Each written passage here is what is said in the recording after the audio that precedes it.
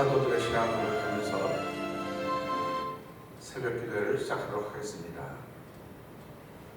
전능하사 천지를 만드신 하나님 아버지를 내가 믿사오며 그 외아들 우리 주 예수 그리스도를 믿사오니 이는 성령으로 잉태하사 동정녀 마리아에게 나시고 본디오 빌라도의 고난을 받으사 십자가에 못 박혀 죽으시고 장사한 지 사흘 만에 죽은 자 가운데서 다시 살아나시며 하늘에 오르사 전능하신 하나님 우편에 앉아 계시다가 저로서 산자와 죽은 자를 심판하러 오시리라. 성령을 믿사오며 거룩한 공회와 성도가 서로 교통하는 것과 죄를 사하여 주신 것과 몸이 다히 산 것과 영원히 사는 것을 믿사옵나이다. 아멘. 찬송가 202장을 함께 찬양합니다.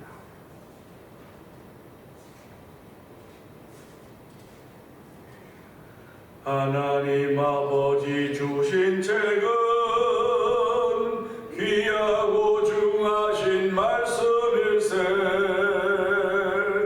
기쁘고 반가운 말씀 중에 날 사랑한단 말 참 좋도다. 주께서 나를 사랑하니 즐겁고도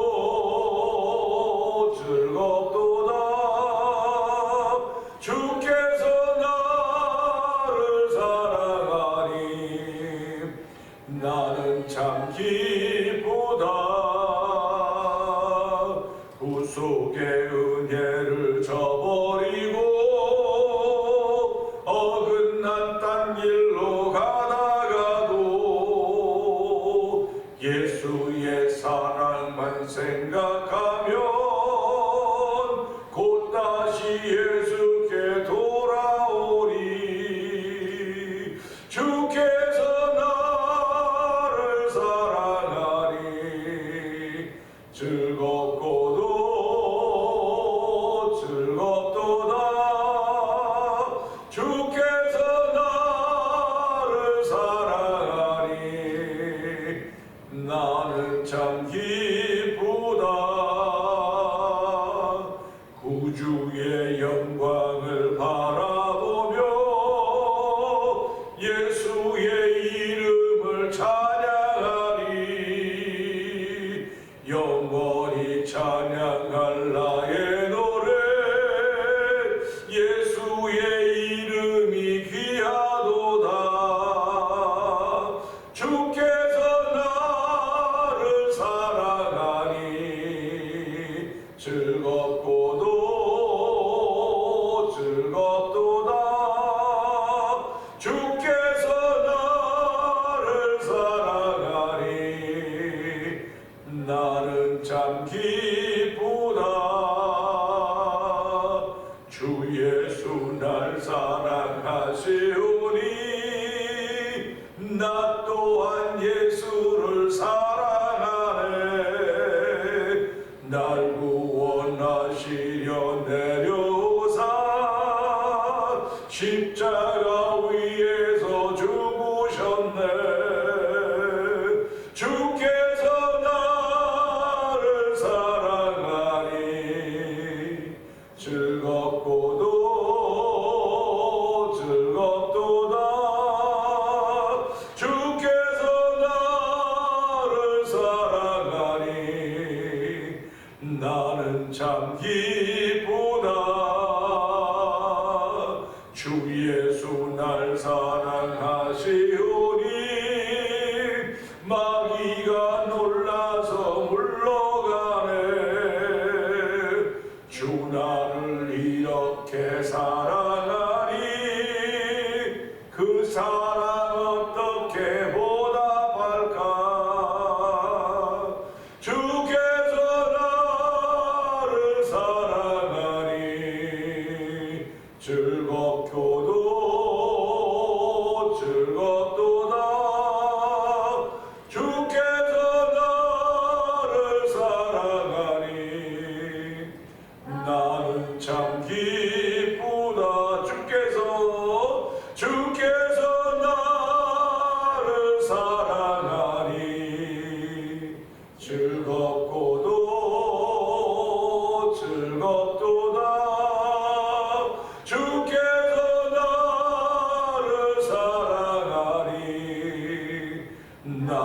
참 기쁘. 다시 한번 주께서 나를 사랑하니 즐겁고도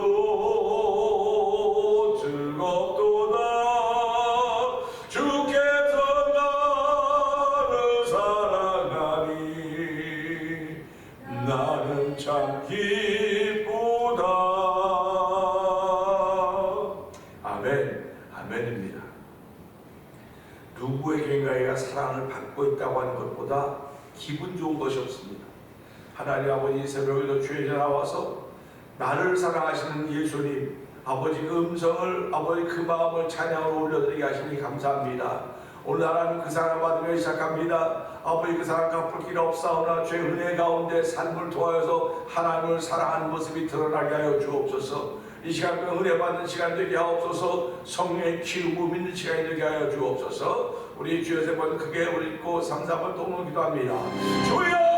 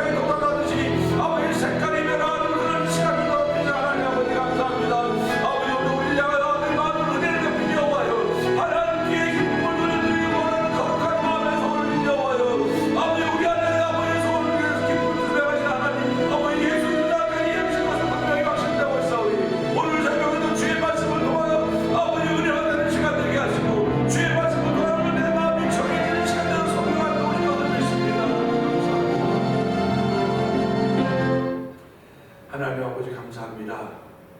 월요일 새벽을 시작합니다. 이 새벽에도 주의에 나와서 예배하는 예배자가 되게 하여 주시고 저희들은 예배자를 세워주시니 감사와 영광을 돌려드립니다. 어느 나라에든지 국가대표가 있어서 그들을 국대라고 하듯이 아버지 전 천국을 대표하는 천국의 사람들입니다. 천대들입니다. 하나님 아버지 얼마나 감사한지도 말로 할 수 없습니다. 자격으로 말하면 뽑혀질 수 있는 것 아무것도 없지만 아버지는 그래도 믿음의 주 온전케 하신 예수 그리스도 바라볼 때 하나님 그 예수 그리스도로 말미암아 저희를 뽑아주시고 세워주셨사오니 난 너무 하나님의 기쁨이 되길 원합니다. 아버지 하나님 눈물 있는 곳에 눈물을 닦아주시는 손길을 뻗게 하여 주시고 아버지 아픔 있는 곳에 상처를 어루만질 수 있는 믿음의 손길이 되도록 도우시기를 원합니다. 오늘도 우리가 하나님의 사람으로 세우셨사오니 가는 곳마다 아버지 하나님의 기쁨이 만들어지는 자리를 이룰 수 있도록 저희를 사용하시는 하나님을 찬양하오니 영광받아 주시옵소서. 아버지 하나님 쓸모있는 인생이 되게 하신 하나님 아버지, 오늘도 하나님 우리가 하나님 앞에서 쓸모있는 인생임을 알게 하여 주시고 쓸모있는 영혼임을 알게 하여 주시고 하나님께 그렇게 우리를 변화시키며 새롭게 가시는 놀라운 손길을 고백하는 하루가 되도록 은총을 베푸시되 특별히 새벽에 말씀을 통하여 그 은혜를 고백하는 귀한 자리 되게 하사오니 하나님 영광 받아 주시옵소서. 아버지 오늘도 저희들이 기도할 때 많은 기도 제목들이 있습니다. 아버지 우크라이나와 러시아의 전쟁 종식을 위해서도 기도해야 될 것이며 두고 온 나라와 민족을 위해서 기도해야 될 것이며 선교사님 돕는 선교사님들을 위해서 기도하며 아버지 우리가 정말 작은 일인지 모르지만 그들을 위하여 마음에 품고 기도할 때마다 하나님 우리의 기도가 아버지 싹이 나게 하여 주시고 기도가 심겨지는 자리가 되어 도와주시기를 간절히 원합니다. 울며 씨를 뿌리지 않은 기쁨으로 답변가지고 돌아온다고 했사오니 하나님은 오늘 우리의 기도에 열매가 맺혀지고 있음을 감사하게 여기는 귀한 한가대도 이 새벽에도 부르시고 기도하게 하셨사오니 아버지 우리의 기도함이 멈춰지지 않도록 은총을 더하여 주옵소서. 이 새벽에도 말씀을 통해 은혜 받는 시간 되기 원하옵고 예수님 귀하심을 감사하며 기도합나이다. 아멘. 갈라디아서 4장을 봅니다.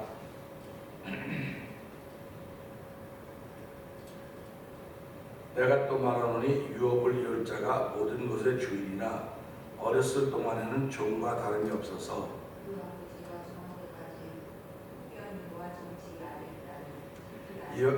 이와 같이 우리도 어렸을 때 이 세상의 초등학문 아래에 있어서 종노릇하였더니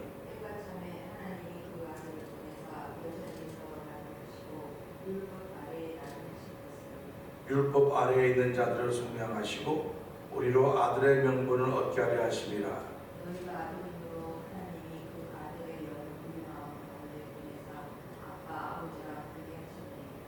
그러므로 네가 이후로는 종이 아니요 아들이니 아들이면 하나님으로 말미암아 유업을 받을 자니라.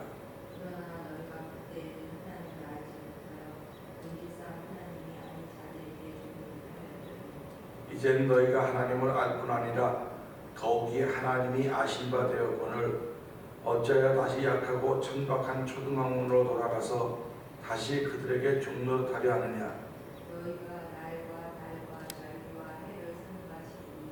내가 너희를 위하여 수고한 것이 헛될까 두려워하노라.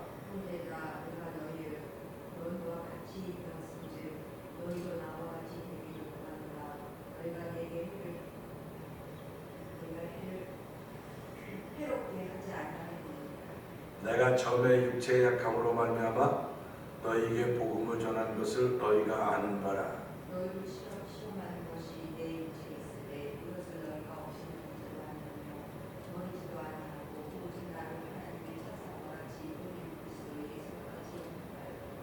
너희의 복이 지금 어디 있느냐? 내가 너희에게 증언하노니 너희가 할 수만 있었더라면 너희의 눈이라도 빼어 나에게 주었으리라.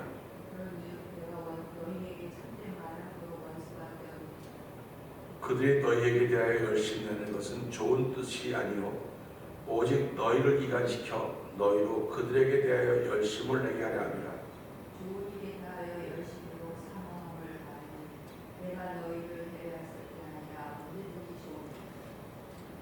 나의 자녀들아, 너희 속에 그리스도의 형상을 이룰까지 다시 너희를 위하여 해산하는 수고를 하노니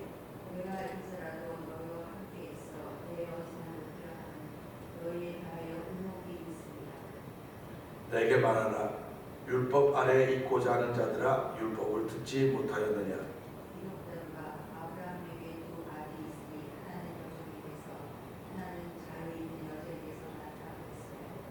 여종에게서는 육체를 따라갔고 자유 있는 여자에게서는 약속으로 말미암았느니라.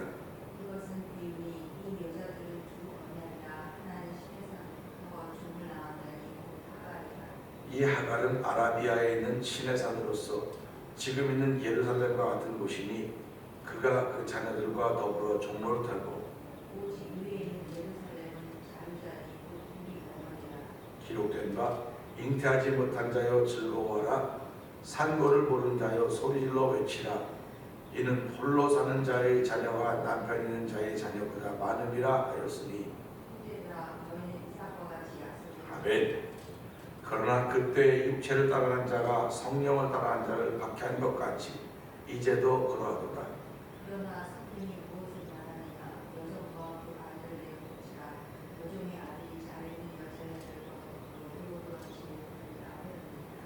그런즉 형제들아, 우리는 여종의 자녀가 아니요 자유 있는 여자의 자녀니라. 아멘. 아멘. 오늘은 주신 말씀을 통해서 19절, 20절 두 절의 말씀을 보면서 자녀라 함은 자녀라고 하는 것은 무슨 뜻일까 하는 생각으로 함께 은혜를 나누기를 원합니다. 19절에 그렇습니다. 나의 자녀들아, 너희 속에 그리스도의 형상을 이루기까지 다시 너희를 위하여 해산하는 수고를 하노니 내가 이제라도 너희와 함께 있어 내 언성을 높이려 함은 너희에게 대하여 의혹이 있습니다 라고 기록하고 있습니다. 사도 바울이 갈라디아 사람들에게는 나의 자녀들아. 성경은 자녀가 되는 길을 몇 가지 이야기하고 있습니다. 혈통으로 되는 것, 육정으로 되는 것, 사람의 뜻으로 되는 것이 자녀라고 했습니다. 그런데 영접한 자, 곧 그 이름을 믿는 자들에게는 하나님의 자녀가 된다고 했습니다. 사람의 자녀들은 혈통과 육정과 사람의 뜻으로 하지만 하나님의 자녀들은 하나님의 뜻으로 말미암는다. 이렇게 기록하고 있습니다. 오늘 사도 바울이 나의 자녀라고 할 때는 그 갈라디아 사람들이 혈통으로 난 사람도 아니고 육정으로 난 사람도 아니고 사람의 뜻으로 난 사람도 아닙니다. 그러면 오늘 요한복음 1장 12절 13절의 말씀처럼 하나님의 뜻으로 났다는 거예요. 그러니까 사도 바울은 갈라디아 사람을 하나님의 뜻으로 나게 했다고 하는 말입니다. 예수 믿는 사람들은 하나님의 말씀을 읽을 때 이해가 안 될 때가 있어요. 받아들일 수가 없을 때가 있고 이게 무슨 말이지? 말 자체를 모를 때가 있습니다. 그런데 말 자체를 몰라도 이해가 안 돼도 무슨 뜻인지 모른다 할지라도 그 말씀이 어느 순간에는 와 닿는 것입니다. 어느 순간에는 와 닿는 거예요. 그러니까 그 어느 순간에 와 닿는데 그것을 때라고 말하는 겁니다. 때. 그러니까 때는 우리가 산 일생이 다 때입니다. 전부 다 때인데 그 어느 그 순간이 우리에게 반드시 있다는 것입니다.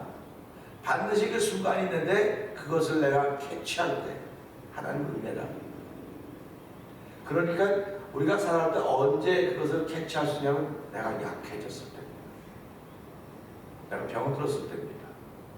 문제가 있을 때입니다. 내가 힘이 있고 내가 괜찮다 그럴 때는 전혀 캐치가 되지 않습니다.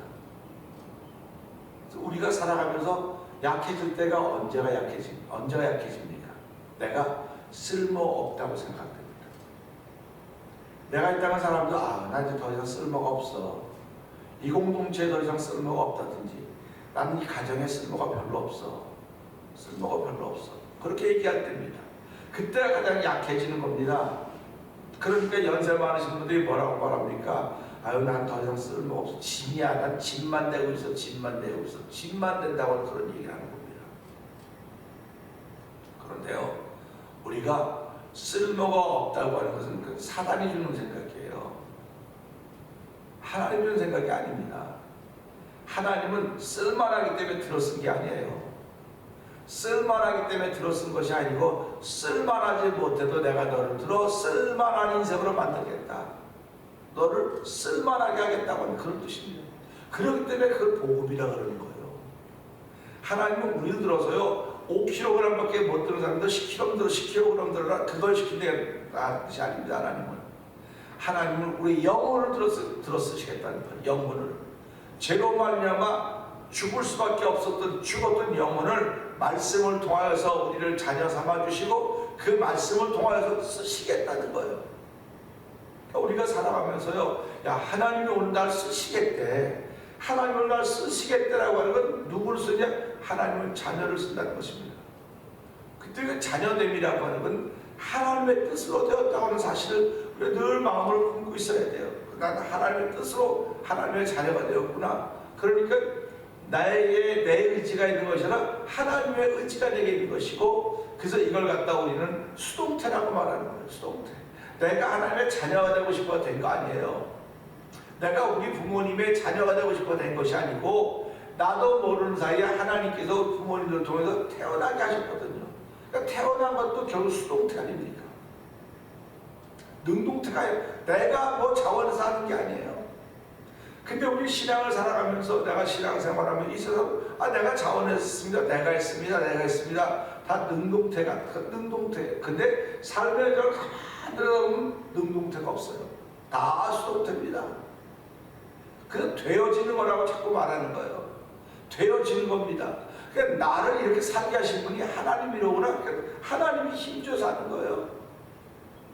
호흡하는 것도 하나님이 호흡하게 하셔야 호흡하는 것이고, 눈 깜빡거리는 것도 하나님 깜빡거리게 하셔야 깜빡거리는 거지, 눈 깜빡거리게 안 하고 눈 막아놓으면 병원에 가야 돼요. 우리가 병원 신세를 진다고 하는 건 뭡니까? 병원 신세를 진다고 하면 내가 그만큼 약해졌다는 것이거든요. 그만큼 약해졌다고 하는 것은 하나님의 사인을 받아들일 수 있는 자세가 생겼다는 뜻이에요. 그러니까 살아가면서 고난을 받는다, 어려움이 있다, 역경이 있다고 하는 건 최고로 복이라고 하는 것입니다. 그거를 깨닫기 전에는 이게 복인지는 몰라요. 근데 깨닫고 나서 보니까 그때가 내가 최고로 복 있는 때였는데 인생을 가장 험악한 길을 걸을 때였구나. 그러니까 우리가 잘 알듯이 그 풋프린트라고 시를 보세요. 두 발자국이 있는데 그 사람이 예수를 꺼다보니 한 발자국 하나밖에 없어. 그리고 두 발자국이 생겨보면서 그 사람이 묻지 않습니까? 주님, 왜 두 발자국 주님이 나와 함께 걷는 함께 하시더니 내가 가장 힘들어할 때 왜 예수님은 어디 가시고 나 혼자 걷게 하셨습니까? 그리고 좋아지니까 또 두 발자국 이렇게 나와 함께 하시고 말이 안 되는 소리입니다. 했을 때 거기 뭐라고 말합니까? 사랑하는 아들아, 그건 네 발자국이 아니고 내 발자국이야. 네가 너무 힘들어하기 때문에 내가 너를 업고 걸어간 발자국이야 하는 것입니다. 그러니까 보세요. 내가 고난당할 때는 그 사인을 받아들일 수 있는 은혜가 열려지는 거예요. 내가 역경당할 때는 내가 하나님을 받아들여야 될 그 마음이 생기는 거라니까요. 그래 내가 쓸모없는 인생이다, 쓸데없는 인생이다, 다 사는 것 같다고 할 때 하나님 은혜가 들려지는 거예요. 그때. 근데 그 은혜가 들려지지 않으면 그냥 그 쓸모없는 인생으로 버림받을 수밖에 없다고 하는 것입니다. 그러니까 사도 바울이 오늘 갈라디아 교인들에게서 갈라디아 사람들에게서 나의 자녀들아 너희 속에 그리스도의 형상을 이루기까지 다시 너희를 위하여 해산하는 수고를 한다.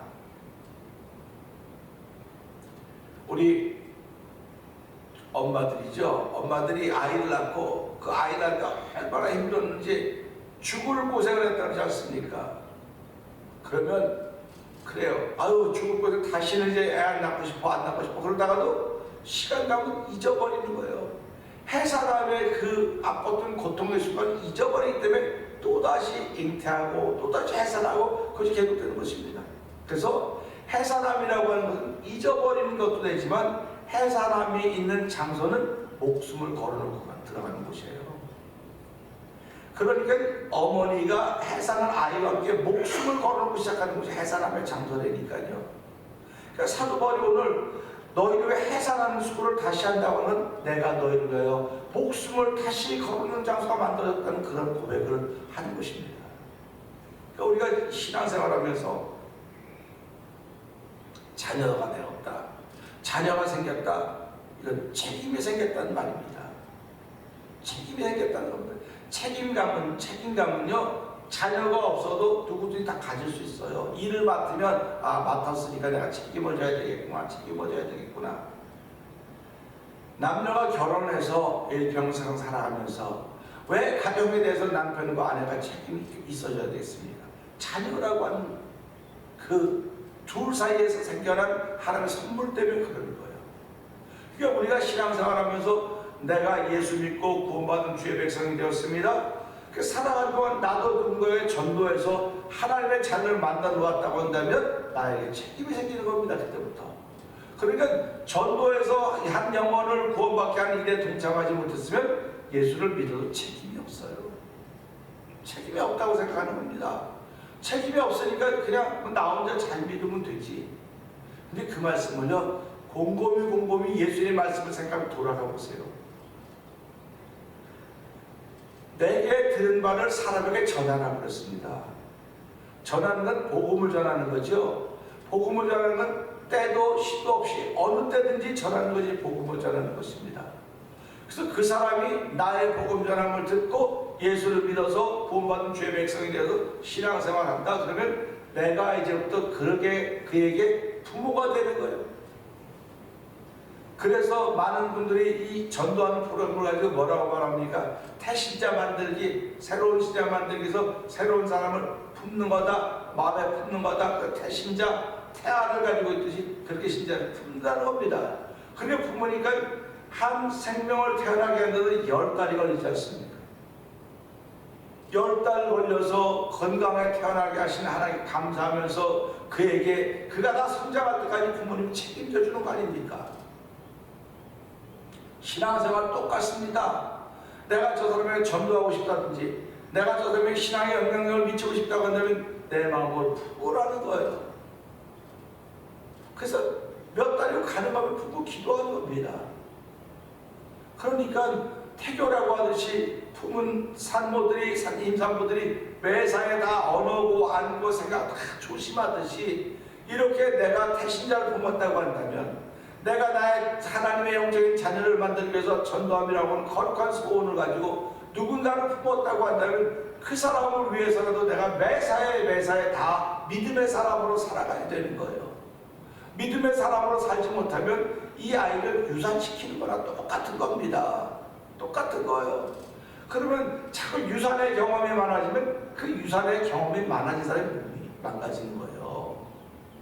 그러니까 예수 믿는 사람들이 왜 자꾸 망가집니까? 내가 전도하려고 그러다가 내가 전도해야지 뭐 그랬다 유산시키면 내가 그만큼 데미지를 입는 것이고 또 데미지 입고 자꾸 데미지 입어가는 거예요. 그리고 사도 바울이 그 데미지를 입었기 때문에 지금 내가 그 형상이니까 다시 너희가 해산하는 축을 하는 이 말을 하고 있는 것입니다. 내가 여러분들은 건강한 신앙인을 만들어놨는데 어떻게 여러분들이 유산되었다고 생각하십니까? 다시 한번 내가 해산하는 축을 하려고 합니다. 하는 이런 고백인 것입니다. 그러면서 20절에 뭐라고 말합니까? 내가 이제라도 너희와 함께 있어 내 언성을 높이려 함은 내 언성을 높이려 함은 너희에 대하여 의욕이 있습니다. 의욕이 있다는 겁니다. 얼마나 불행합니까? 불행한 거예요. 그러니까 오늘 사도 바울은 의욕이 있기 때문에 내가 목숨을 걸고 다시 한번 너희를 그래서 형상이 이루어지기까지 해산하는 수고를 한다고 하는 것입니다. 그리고 목소리를 언성을 높이려면 너희 속에 의욕이 있습니다. 근데 이 의욕을 보는 사람은 사도 바울밖에 없는 거예요. 부모의 자리에 있는 사람밖에는 볼 수가 없습니다. 자녀들은 볼 수가 없어요. 그래서 우리가 살아가면 눈높이라고 자꾸 말하는 거 아닙니까? 눈높이에요. 부모의 눈높이가 있고 자녀의 눈높이가 있고 목회자의 눈높이가 있고 성도의 눈높이가 있습니다. 그러니까 짐승들은 항상 땅만 쳐다보게 되어 있는 거예요. 눈높이가. 근데 사람들은 하늘을 쳐다보는 거 아닙니까? 하나님이 나의 도움이 되신다. 그래서 내가 산을 향하여 눈을 들리라 나의 도움이 어디서 올고 천지를 지은 여호와 하나님에게서로다. 시편 122편에서 말씀하는 거 아닙니까? 그러니까 보세요. 내가 눈을 들어 산을 보리라. 산이라고 하는 게 너무 많아요. 우리 주변에. 남편도 때로는 산이 될 수 있고요, 아내도 산이 될 수 있고요, 자녀도 산이 될 수 있고, 내 삶이 산이라고 해요. 넘지 못한 산들이기 때문에 너무 고민하고 절망하고 괴로워하는 겁니다. 우리 집에 전쟁도 산이에요. 고난도 산이고요, 미움도 산이고요, 전부 다 산입니다. 이걸 무슨 소리 넘겠습니까? 그러니까 하나님의 자녀가 된 사람들은 천지를 지으신, 그 산을 지으신 여호와 하나님을 바라본다고 말하는 거예요. 그러니까 그 고난도 하나님이 허락하셨구나, 하나님 만들어 놓으셨구나. 이걸 어저께도 말씀드리면 선악을 분별할 수 있는 연단을 통하여, 연단을 통하여 선악을 분별하는데 이렇게 말씀하는 겁니다. 그러니까 오늘 이 말씀을 통해서 사도 바울이 이 자녀들에게 이 갈라디아서는 내가 의욕이 있다고 하는 건 아직도 해결이 안 된 거예요. 사도 바울이 내가 목소리를 높일지언정 다시 한번 여러분들을 위하여 그 형상에 이르기까지 내가 해산의 수고함을 더하겠습니다는 그런 고백이 담겨져 있는 것입니다.